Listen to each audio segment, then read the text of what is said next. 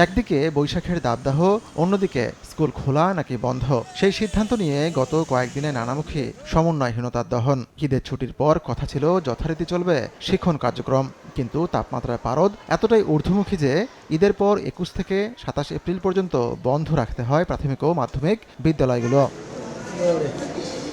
২৮ April রোববার থেকে সব মাধ্যমে ক্লাস শুরু হয়। দেশের নানা প্রান্তে গরমের কারণে শিক্ষক ও শিক্ষার্থীদের অসুস্থ হবার খবর আসে। রাতারাতি বদলে যায় দৃশ্যপট। প্রাথমিক ও গণশিক্ষা মন্ত্রণালয় সারা দেশে স্কুল বন্ধের ঘোষণা দিলেও শিক্ষা মন্ত্রণালয় ২৭টি জেলায় উচ্চ মাধ্যমিক স্কুল বন্ধের ঘোষণা দেয়। স্কুল খোলা নাকি বন্ধ এ নিয়ে দেখা দেয় লেজে গোবরে অবস্থা। এই অবস্থায় রোববার বিকেলে উচ্চ আদালত সব শ্রেণীর স্কুল বন্ধের আদেশ জারি করেন। সেই আদেশের বিরুদ্ধে সেদিনই আপিলের কথা জানান শিক্ষামন্ত্রী। হঠাৎ করে কেউ সিদ্ধান্ত নির্বাহী বিভাগের উপরে চাপিয়ে দিতে পারে কিনা এই বিষয়টা নিয়ে আমরা আদালতে সেটা সুরাহা করার জন্য চেষ্টা করব। বিকাশে কম খরচে ক্যাশ আউটের লিমিট বেড়ে ৫০,০০০। প্রিয় এজেন্টও ২টা।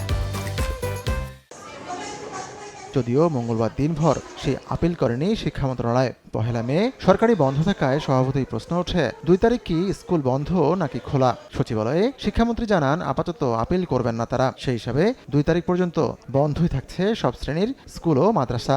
তো এই বিষয়টি নিয়ে আমি আমাদের অ্যাটর্নি জেনারেল মহোদয়ের সাথেও আমি কিছুটা সংক্ষিপ্ত আলোচনা করেছি। সেই আদেশে কি বলা হয়েছে সেটা কিন্তু এখন পর্যন্ত আমরা জানি না। আমাদের সর্বোচ্চ আদালতের প্রতি আমাদের যথাযথ সম্মান আছে এবং আমরা সেই সম্মান প্রদর্শনপূর্বকই আমাদের অভিমতটা তো আমরা অবশ্যই প্রকাশ করতে পারি এবং সেই অভিমতটা হচ্ছে নির্বাহী বিভাগের, যেটা একান্তই নির্বাহী এখতিয়ার। মন্ত্রী আরও বলেন এই ঘাটতি পুষিয়ে নিতে ভবিষ্যতে শুক্র এমনকি শনিবারে চলবে শিক্ষণ কার্যক্রম। পাশাপাশি তার মতে ২ তারিখের পর যদি স্কুল বন্ধ করতে হয় তবে আবহাওয়া বুঝে জেলাভিত্তিক সিদ্ধান্ত নেওয়া হবে।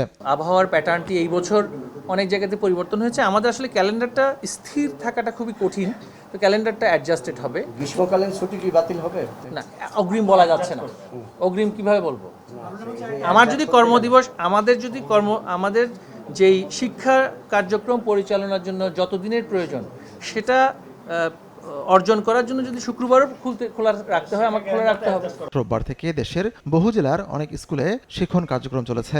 এমনকি মঙ্গলবারও অনেক স্কুলে অসুস্থ হয়ে পড়ে শিক্ষার্থীরা। আতিকুর রহমান তামাল, সময় সংবাদ, ঢাকা।